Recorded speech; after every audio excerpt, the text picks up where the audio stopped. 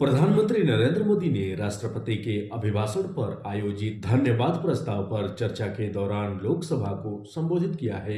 प्रधानमंत्री नरेंद्र मोदी ने लोकसभा को संबोधित करते हुए कहा है कि उनके नेतृत्व में देश विकसित होने की राह पर तेजी से आगे बढ़ रहा है। इसके अलावा प्रधानमंत्री ने कहा है कि किसी भी देश के विकास के लिए 20 से 25 सालों का समय काफी होता है और यह उनका तीसरा टर्म है और अगर देश की सेवा करने के लिए उनकी जरूरत पड़े तो इसके लिए भी वे आगे खड़े रहेंगे। इसके अलावा प्रधानमंत्री ने कहा है कि विकसित भारत के सपने को लेकर देश आज बड़ी तेजी के साथ आगे बढ़ रहा है और यह एक सरकारी सपना नहीं बल्कि प्रत्येक देशवासी का इच्छा है। डोनाल्ड ट्रंप के अमेरिका का राष्ट्रपति बनने के बाद से अमेरिका में रह रहे अवैध अप्रवासियों पर एक्शन भी तेज हो गया है। इससे पहले अपने सभी इलेक्शन कैंपेन में भी डोनाल्ड ट्रंप ने अमेरिका में रह रहे अवैध अप्रवासियों को बाहर भेजने की बात कही थी। इससे पहले भी अपने सभी इलेक्शन कैंपेन्स में डोनाल्ड ट्रंप ने कहा था कि वे अमेरिका में रह रहे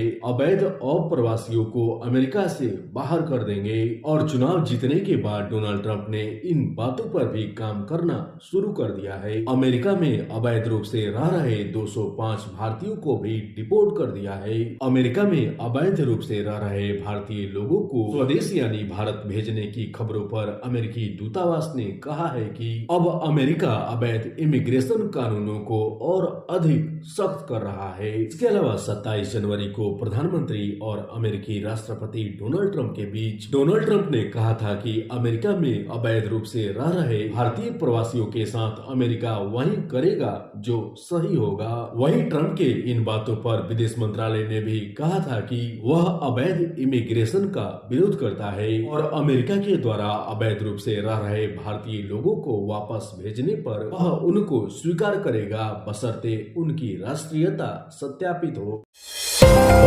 प्रधानमंत्री नरेंद्र मोदी आज 5 फरवरी को उत्तर प्रदेश के प्रयागराज में चल रहे महाकुंभ मेला का दौरा करेंगे। वहीं प्रयागराज महाकुंभ मेले की शुरुआत 13 जनवरी 2025 को हुई थी। प्रयागराज महाकुंभ मेला को विश्व का सबसे बड़ा आध्यात्मिक और सांस्कृतिक केंद्र माना जाता है। इस मेला में देश भर के कोने कोने के साथ साथ विदेशों से भी साधु संतों का आगमन प्रयागराज में होता है और प्रयागराज महाकुंभ मेला का समापन 26 फरवरी को महाशिवरात्रि के दिन होने जा रहा है। दरअसल केंद्र सरकार भारत की आध्यात्मिक और सांस्कृतिक विरासत को लगातार आगे बढ़ाने और इसे संरक्षित करने का कार्य कर रही है और इसी क्रम में अब देश के प्रधानमंत्री भी महाकुंभ का दौरा करने जा रहे हैं। इसी क्रम में केंद्र सरकार लगातार तीर्थ स्थलों पर रहने वाले सुख सुविधाओं और बुनियादी ढांचों को लेकर भी लगातार कार्य कर रही है। प्रधानमंत्री नरेंद्र मोदी के अलावा देश के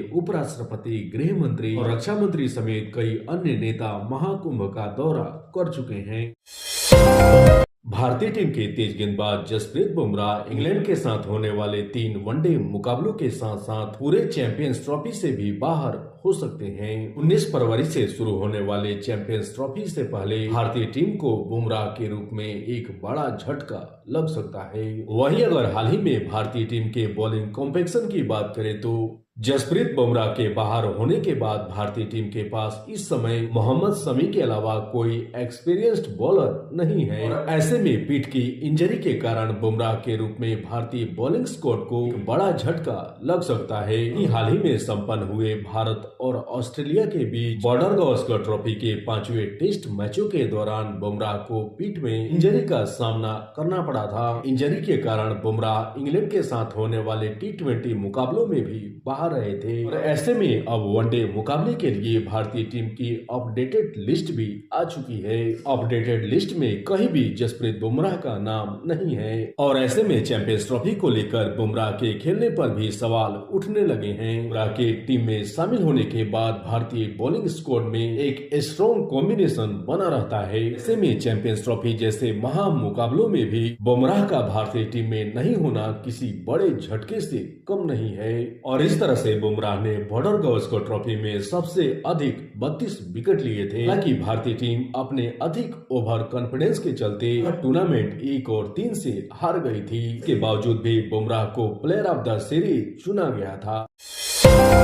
डोनाल्ड ट्रंप के अमेरिका का राष्ट्रपति बनने के बाद से अमेरिका में रह रहे अवैध अप्रवासियों पर एक्शन भी तेज हो गया है। इससे पहले अपने सभी इलेक्शन कैंपेन में भी डोनाल्ड ट्रंप ने अमेरिका में रह रहे अवैध अप्रवासियों को बाहर भेजने की बात कही थी। इससे पहले भी अपने सभी इलेक्शन कैंपेन्स में डोनाल्ड ट्रंप ने कहा था कि वे अमेरिका में रह रहे अवैध अप्रवासियों को अमेरिका से बाहर कर देंगे और चुनाव जीतने के बाद डोनाल्ड ट्रंप ने इन बातों पर भी काम करना शुरू कर दिया है। अमेरिका में अवैध रूप से रह रहे 205 भारतीयों को भी डिपोर्ट कर दिया है। अमेरिका में अवैध रूप से रह रहे भारतीय लोगों को स्वदेश यानी भारत भेजने की खबरों पर अमेरिकी दूतावास ने कहा है कि अब अमेरिका अवैध इमिग्रेशन कानूनों को और अधिक सख्त कर रहा है। इसके अलावा 27 जनवरी को प्रधानमंत्री और अमेरिकी राष्ट्रपति डोनाल्ड ट्रंप के बीच डोनाल्ड ट्रंप ने कहा था कि अमेरिका में अवैध रूप से रह रहे भारतीय प्रवासियों के साथ अमेरिका वही करेगा